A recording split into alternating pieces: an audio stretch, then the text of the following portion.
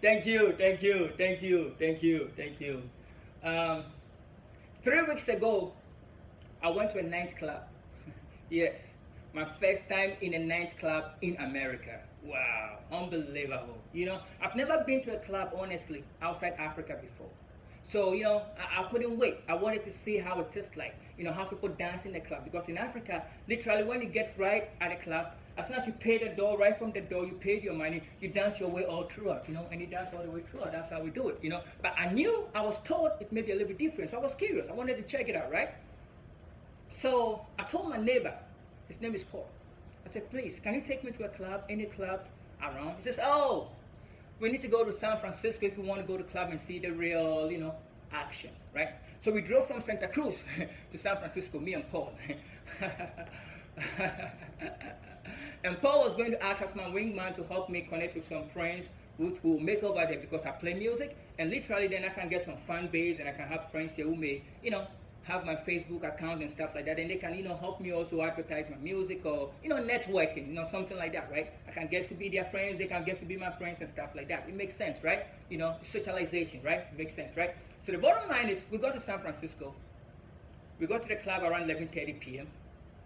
Now, by entering the club, there are two young men, my skin color, 7 foot tall, 500 pounds, two of them, serious, very serious looking, and apparently they are called the bouncers, right? They check your ID to get in, right? So they wanted to know whether I was above 21, right?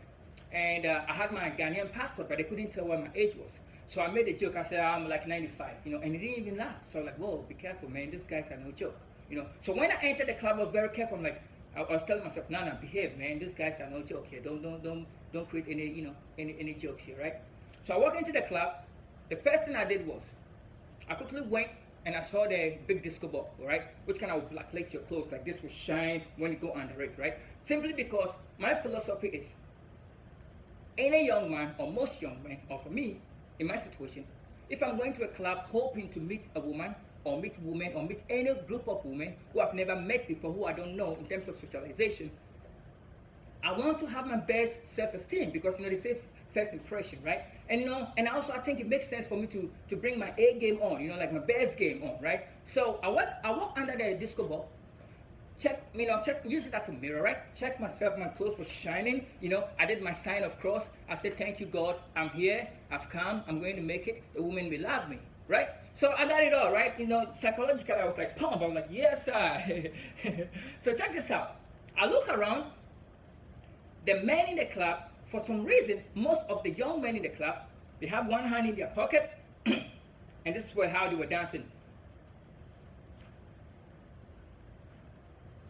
So apparently the men were playing cool, so they were just standing at one spot with one hand in their pocket, and they were dancing, they were feeling the beat, they were dancing cool, like relaxed and mellow, like taking it easy and dancing, right? But I wasn't used to that, we are used to like dancing, with everybody all over the place, and the music was like popping, so I was like, whoa, why are they standing at one place and just feeling the beat, So, for 10 minutes, I was trying to figure out where another crazy guy like me will jump in and do something crazy, and I can also dance, and I wouldn't look too weird, because I'm new there. All right. So within 10 minutes, nobody was breaking the status quo of that and doing something.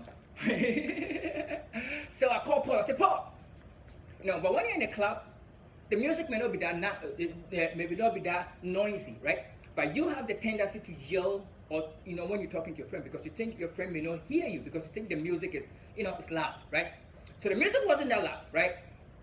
But it's all in your head, right? So Paul is here, I'm here. If I do like this, I'll head bump him, right? So I said, Paul, we've been here for 10 minutes. When are we going to meet the ladies so that we can get their email, their Google, their Instagram, networking, right? So they will know about my music and they can help me promote my music. Like you said, we came here to network, to make friends, right? And the reason why I was saying that, because literally, I'm seeing the women around, like 40 women dancing with each other, The guys are like this at one side. The women are literally dancing elbow to elbow with each other, like really that close, right? So I said, Paul, when are we going to join the women so that we can talk to the women? Because I know I can dance. And I think it's about time I jump in and I do my dance, right? But I don't want to break any code here because I don't know what the code was, right? So brief me in, like get me in, right? And Paul said, Kwesi, if you see a girl here, you want to dance with the girl, you have to make an eye contact. I said, what? He says you have to make eye contact, eyeball to eyeball. I said, what? I said, look at my eyes. So I'm looking at his eye, right? So do you see my eyes? I'm like, yes. Like, look at my eyeball. I'm looking at the eyeball, right? That's the sport. That's me, right? It's like, if you see a girl you want to dance with, good eyeball. Look at the girl's eye. The girl look at your eyeball. Then you dance with her, eyeball to eyeball. That's what we do. So I'm like, whoa, really? It's like, yes, I. I'm like, okay. They say when you go to Rome, you do what the Romans do. Paul is an American. He told me he was a ladies' man, even though I never saw him with any lady. I believed him. He was my wingman, right?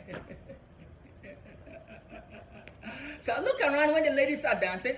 They are like that. See, no lady was dancing like that, or no woman in the club was dancing like that. The light was dim. It's a disco, so I couldn't see their eyes. And worst of all, they have their hands here, so I couldn't see their eyes, right? So I tried to get the eyes, but I couldn't see it. So I said, Paul. And Paul was right there. I said, Paul. And Paul is like, eyeball. So being a fool, I took it literally, right?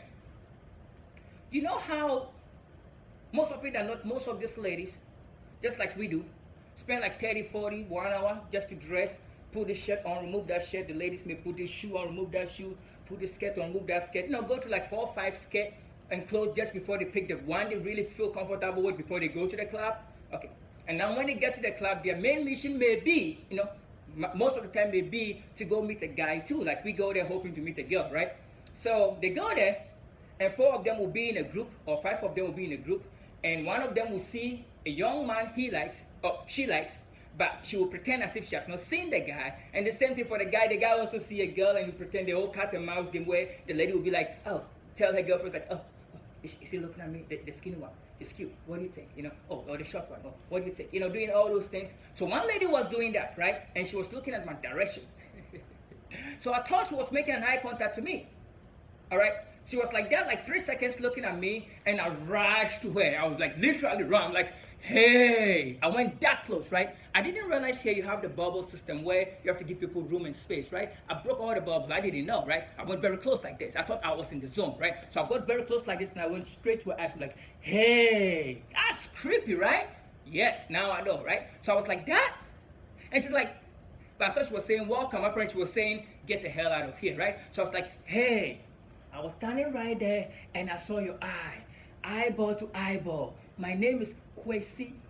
I said, what? I'm like, my name is Kwesi, like crazy. What the heck? And she's like, whoa.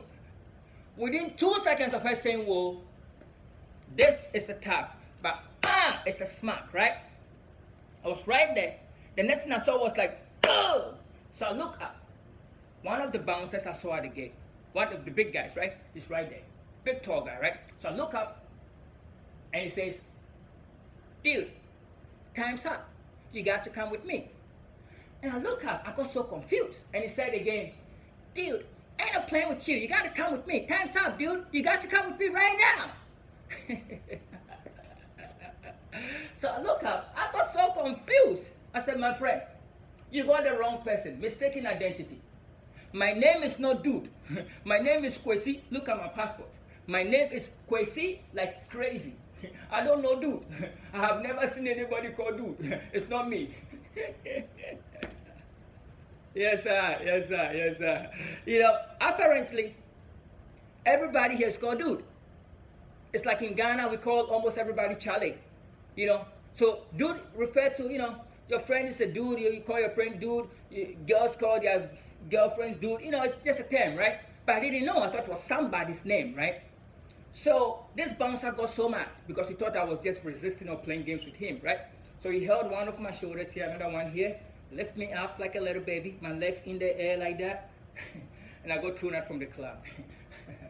So literally, we drove all the way from Santa Cruz to San Francisco, and I lasted only 15 minutes, 34 seconds in the club, and I got kicked out. That's what happened, man.